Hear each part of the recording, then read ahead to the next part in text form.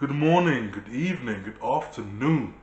I am your host, Smooth Caramel, and I talk about rap, so that's what I'm gonna do.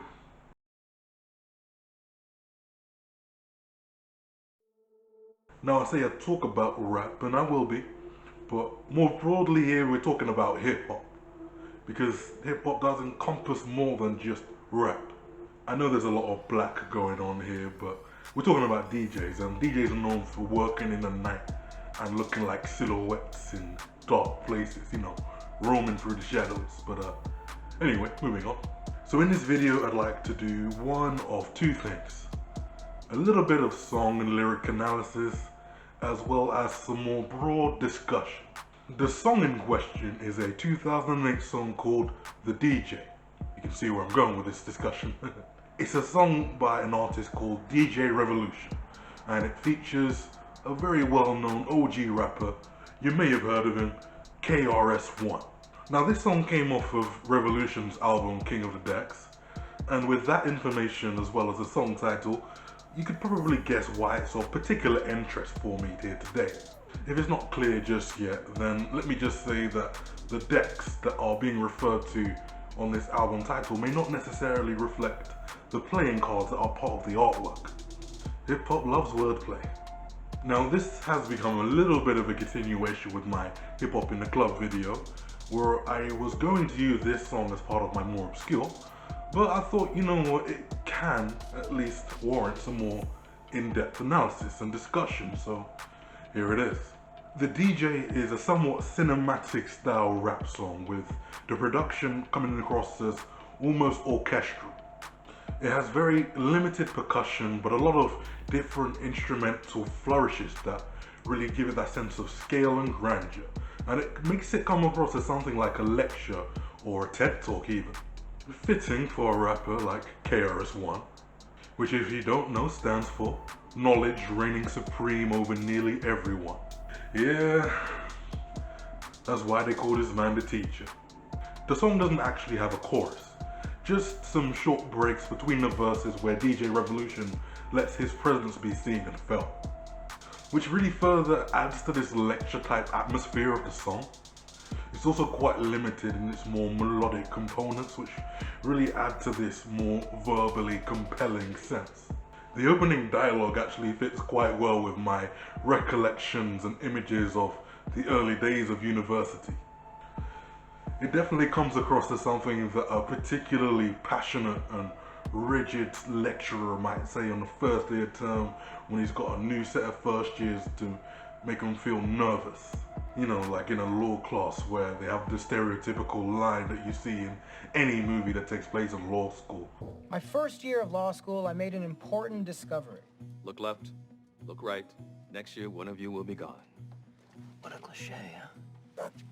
But as such a scenario might invoke, let's get down to business. Yes, Change KRS, Revolution. You know what this is. The first verse of the song starts out with that same heated energy, immediately rejecting and rebuking just what KRS-One sees as the most problematic aspects of hip hop that have reached the status quo by this point, at least when it comes to DJs. It is relevant that this song is over a decade old now, so some of the criticisms that are listed in the song may not be as relevant as they were 10, 12 years ago whenever it came out.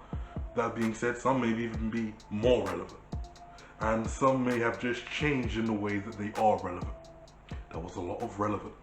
When KRS comes to spit, you DJs with no breaks, I don't want to hear that shit. The radio, I can't even bear that shit. Gucci, Prada, I don't even wear that shit. DJs with no breaks. Now, I interpret this to mean one of two things, or both.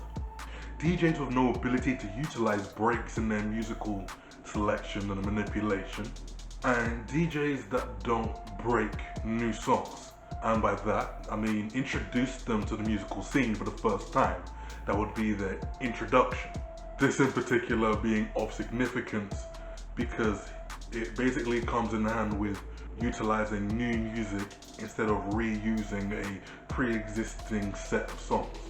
In many things, you have to keep variety up to keep it from getting stale, and it's probably even more so the case when it comes to being a DJ.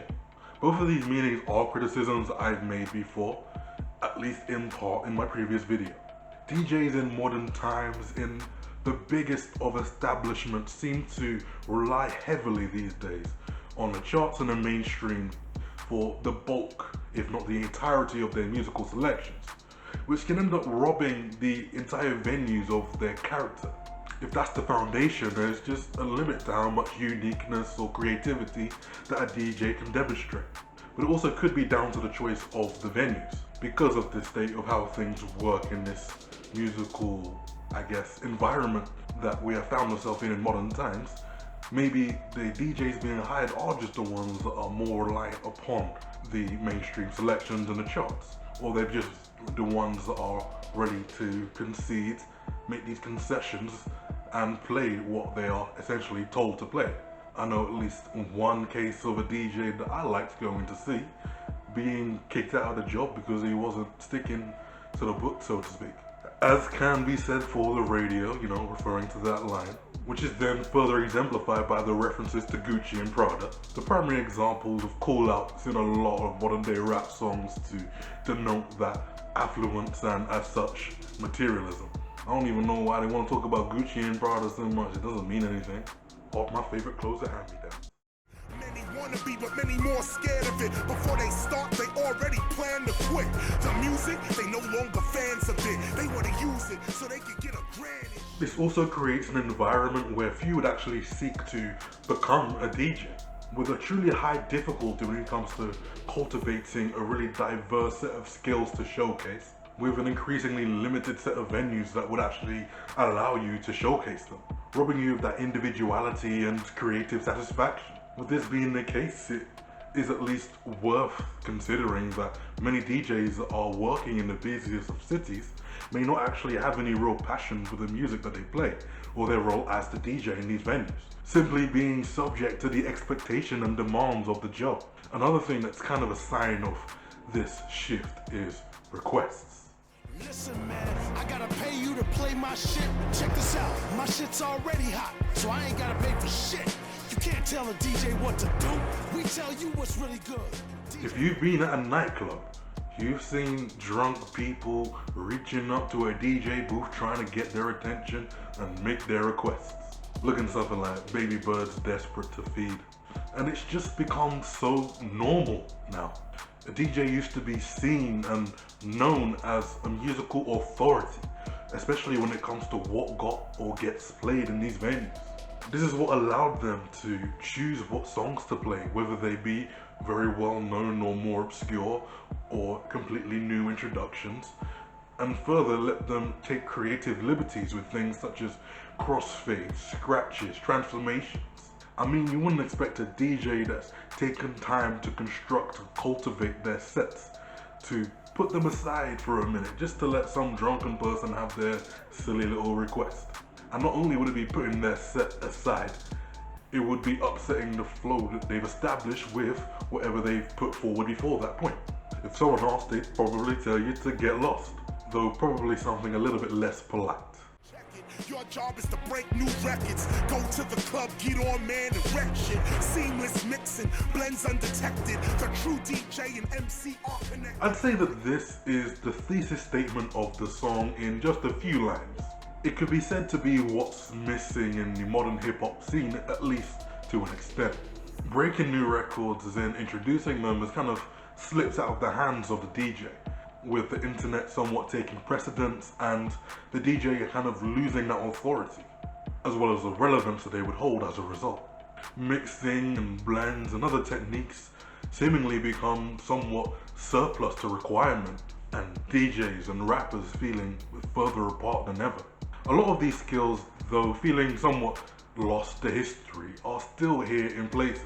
In my experience, I was reinvigorated when it comes to my appreciation of these kinds of skills. And this was actually achieved by a somewhat well-known game, DJ Hero. What's that? What's that? What that? What the hell are you waiting for? So the FCC won't let me be, let me be. The superior spin-off game to Guitar Hero.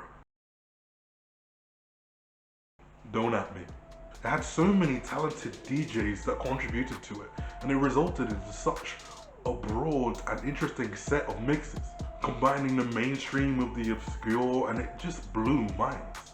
But back on topic. In the last verse of the DJ, KRS somewhat lists some advice. If you could call it that, it definitely does come across as somewhat more imperative. The one I would shout out personally would be number 9. It seems like a bit of a lost notion in my experiences. People just seem to want to hear a handful of the safe and familiar when they come up, instead of wanting to really enjoy the overall vibe of the night. The selections don't get to build from each other, or I guess be enhanced with any intent or purpose with the overall structure of what the selections are. I feel like I'm using intent and purpose in every other video now. Just a bit of a disclaimer here. I know a lot of the factors that affect the job and the role of a DJ have definitely come as a change over time, where the title and job itself has become largely subject to circumstance. For the most part, I'd say that these changes mostly come from the large-scale corporatization of music, imposing things like contractual obligations or really tight licensing restrictions that basically shut down the tools in place that a DJ really used to thrive. So I'm less criticizing the DJs that are working in modern times, and more the state of music that is pertaining to DJs at this time, even if that's not necessarily what the song wanted to do at the time of its conception. But within this song, I definitely do agree with a lot of KRS-One's points.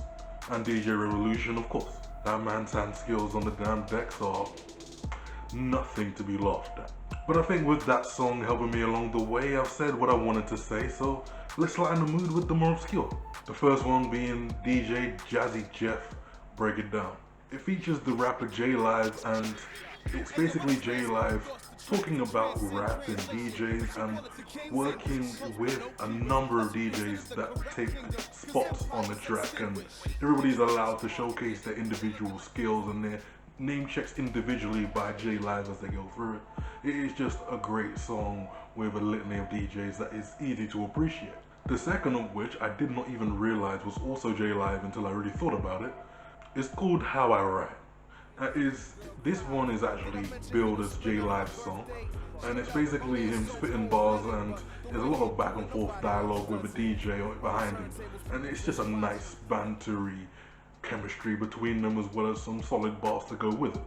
And the last one will be Grandmaster Flash featuring KRS-One, What If?